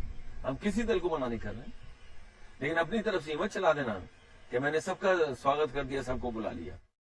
तो उसमें कोई रिजर्वेशन आपके? कोई रिजर्वेशन नहीं है मेरा। सबका स्वागत नहीं आपको? मैं सबका स्वागत है, बड़े दिल से आए। सब पार्टियां विपक्ष की, जो दल आना चाहता है समाजवादी पार्टी के साथ, खुले मन से, बड़े दिल से, और भारतीय जनता पार्टी को हराने के लिए लेना है। कुछ स्वार्थ छोड़ देना चाहिए अपने देश के सवाल पर। उसमें कांग्रेस और मायावती? मैं किसी दल के बारे में कुछ नहीं कर रहा, सबके बारे में बात कर रहा हूं। मैं सबके बारे में बात कर रहा हूँ जी। तो लेकिन अखिलेश जी, बात हुई यूपी की। दूसरी बात हुई कि आपके विपक्षी पार्टियों की अरविंद केजरीवाल, दिल्ली और पंजाब में उनकी सरकार है, दोनों जगह कांग्रेस को हरा के आए। वो कह रहे हैं कि आप कांग्रेस और दिल्ली छोड़ दीजिए, कांग्रेस को कह रहे हैं हम मध्य प्रदेश राजस्थान में चुनाव नहीं लड़ेंगे। तो ये तो पहले से ही उन्होंने दावा पेश कर दिया कि भैया हमारे टेरिटरी में घुसो मत कांग्रेस को, तो शर्त लगा दी पहले से ही। तो ये कैसे पॉसिबल होगा? और कांग्रेस चाहती नहीं है केजरीवाल। ये सवाल न्यूज रूम के नहीं है, ये सवाल हमारे आपके नहीं है। ये जब कभी भी बैठक होगी लीडर्स की, उस समय की चर्चा के सवाल है। और हम लोग तो देखते हैं इधर कि जहां न्यूज रूम कॉमेडी रूम भी बन गए हैं। आप न्यूज चैनल पे देखिए क्या कॉमेडी हो रही है। तो इसलिए ये कुछ चीजें हैं, लीडर्स को आपस में बातचीत करने पर छोड़ दीजिए। जैसे बंगाल की बात कर लीजिए, बंगाल में लेफ्ट को हरा करके ममता बनर्जी है, वो लेफ्ट को पसंद नहीं करती है। अधीर रंजन चौधरी कांग्रेस के ममता बनर्जी के खिलाफ मोर्चा जो बात आप चैनल पर हमारे आपके बीच में करना चाहते हैं, ये बात लीडर्स पे छोड़िए आप, कि लीडर्स अपने आप को और एक दूसरे के सामने कैसे बात रखेंगे। लेकिन आपको लगता है कि सहमति हो जाएगी, सब डिफरेंसेस खत्म? देखिए, मैं उत्तर प्रदेश के बारे में कह सकता हूं, समाजवादियों की हमेशा कोशिश रही है और हमेशा कोशिश करेंगे, क्योंकि जो सवाल किसान के सामने खड़े हैं, मान लीजिए गन्ने का भुगतान नहीं है तो कौन गन्ने का भुगतान दिलाएगा? ये सरकार कहती थी 14 दिन में दे देंगे, आज भी किसानों का पैसा बकाया है। ये सरकार कहती थी हम आय किसानों की दोगुनी कर देंगे। एक भी मंडी अगर बनाई हो उत्तर प्रदेश में पिछले 6 साल में उत्तर प्रदेश सरकार ने, तो ये बताइए आप, एक भी जिला अस्पताल बनाया हो या जिला अस्पताल को ऐसा बना दिया हो कि गरीब का और गांव में रहने वालों का इलाज हो जाए। जो व्यवस्था हम लोगों ने दी थी, मान लीजिए एम्बुलेंस की, वो व्यवस्था खराब कर दी। पुलिस को क्या बना दिया? अभी तक उत्तर प्रदेश में कार्यवाहक डीजीपी है। मुझे तो ये लगता है कि सब जो डब्बे हैं वो सब अपने आप को इंजन समझ रहे हैं, और उसका परिणाम देखिए, उत्तर प्रदेश को भुगतना पड़ रहा है। अभी तक डीजीपी नहीं परमानेंट है। जहां सरकार को, मुख्यमंत्री को, मैं एक चैनल का इंटरव्यू देख रहा था, अधिकारी आकर के डिफेंड कर रहे थे सरकार को। आखिरकार अधिकारी किसका कहना मान रहे थे? मुख्यमंत्री जी का कहना मान रहे थे। मुख्यमंत्री जी को आकर के जवाब देना चाहिए, क्योंकि मुख्यमंत्री जी जवाब नहीं देना चाहते हैं, इसलिए अधिकारियों को भेज रहे हैं। और अधिकारी इसलिए मजबूरी में काम करते हैं। हमारी सरकार हो, आपकी सरकार हो, किसी और की सरकार हो, अधिकारी तो काम करेंगे नहीं करेंगे। आखिरकार उन अधिकारियों से गलत काम कौन करवा रहा है? वो भारतीय जनता पार्टी की सरकार है। और उसका परिणाम देखिए, 50 किलो चांदी लूट के ले जा रही है पुलिस। उनके सांसद थाने में घुस करके पिटाई कर रहे हैं, अपहरणकर्ताओं को उठा ले जा रहे हैं। अपहरणकर्ता जो थे, जिन पे आरोप था, उनको बचाने के लिए चौकी में पुलिस को पीटा। लेकिन वो तो कह रहे हैं कानून व्यवस्था की स्थिति ऐसी मजबूत कर दिया है कि माफियाओं को मिट्टी में मिला दिया हमने। देखिए, सवाल वो नहीं है। इसीलिए मैं कह रहा हूं कि जो काम मुख्यमंत्री करा रहे हैं, वो अधिकारियों से क्यों डिफेंड कर रहे हैं? क्या जो कैमरे के सामने गोली मारी जाए, ये आपको कानून व्यवस्था की वाहवाही मिलेगी? इससे आपको, आपके कैमरे के सामने गोली चल जाए, आप वाहवाही करेंगे? आपका गवाह सरकार की सिक्योरिटी में मारा जाए और सरकार की सिक्योरिटी मारी जाए, आप उसको कानून व्यवस्था बोलेंगे? आप कानून व्यवस्था ये क्यों नहीं बोलते हैं आप कि चांदी चुरा के ले जा रही है पुलिस? कार्यवाहक डीजीपी है, ये कानून व्यवस्था है आपकी? और उन बेईमान कई भ्रष्ट अधिकारी बैठे हुए हैं जो पूरे उत्तर प्रदेश को लूट रहे हैं, ये कानून व्यवस्था मानी जाएगी? तो कानून व्यवस्था क्या है? महिलाएं, बेटियों के साथ जो हो रहा है उत्तर प्रदेश में, आज कैमरे पे कैद है। कोई, मैं वो बात नहीं कह रहा हूं जो मैं बनावटी कह रहा हूं। आप लगातार देखिए क्या खबरें आ रही उत्तर प्रदेश में। और तब आ रही है खबरें जब चैनलों को और अखबारों को न जाने कितना बजट दिया जा रहा है। इतना बजट दिया जा रहा है, अभी तक की पूर्व सरकारों ने किसी चैनल को, किसी अखबार को इतना बजट नहीं दिया होगा जितना ये सरकार दे रही। उसके बाद भी खबरें आ रही हैं, सोचिए आप। तो क्या कानून व्यवस्था होगी यहाँ पर? और फिर इन्होंने बड़े बड़े आयोजन किए थे निवेशकों के, आएंगे निवेशक, कारोबार होगा, उद्योग चलेंगे। कहां के निवेशक? जमीन पर तो कुछ नहीं पहुंचा। लेकिन कानून व्यवस्था के नाम से अखिलेश जी चुनाव जीतते जा रहे हैं। लेकिन सवाल सबसे बड़ा, फिर हम चुनाव की बात करें क्योंकि चुनावी साल है, क्या प्रधानमंत्री के चेहरे को लेकर के विपक्ष को उतरना चाहिए या चुनाव के बाद? क्योंकि शरद पवार जी ने भी कहा है, फारूक अब्दुल्ला ने भी, पहले चुनाव तो जीत लो, इस स्थिति में तो हो कि आप प्रधानमंत्री तय कर सकें। तो बिना चेहरे के 2024 में उतरना आपको लगता है बेहतर होगा या चेहरा होना चाहिए? देखिए, सवाल ये नहीं है कि चेहरा कौन हो। सवाल ये है कि बीजेपी पहले हटे और चेहरा अपने आप आता है। पूर्व में भी दिल्ली में जो सरकारें बनी हैं, आप और हम जानते हैं, अगर इतिहास को पलट कर के देखें, अपने आप चेहरे आ जाते हैं सामने, अपने आप प्रधानमंत्री बनते हैं और अच्छा काम होता है। ऐसा नहीं कि काम नहीं होता है। इसीलिए मैं कह रहा हूं कि सरकार हटे, बीजेपी हटे, दूसरी सरकार बने, चेहरा अपने आप आ जाएगा। लेकिन चेहरे भी तो बहुत सारे, ममता बनर्जी, नीतीश कुमार, चंद्रशेखर राव, अरविंद केजरीवाल, कितने भी चेहरे राहुल गांधी का हालांकि केस चल रहा है, लेकिन अगर स्टे लग गया हाईकोर्ट अपर कोर्ट से तो सवाल चेहरों का नहीं है, चेहरे तो हमारे पास है ना, क्योंकि बात पुरानी हो जाएगी, हम फिर वही बात कहें दोबारा। हम पे तो चॉइस भी है विपक्ष पर, क्या बीजेपी पे चॉइस है? और अगर चॉइस है, इसीलिए तो कारवार डीजीपी है उत्तर प्रदेश में। ये बीजेपी के लोग समझ लें चुनाव कुछ और है, लेकिन बीजेपी इस प्रयास में है कि उत्तर प्रदेश में बीजेपी हार जाए।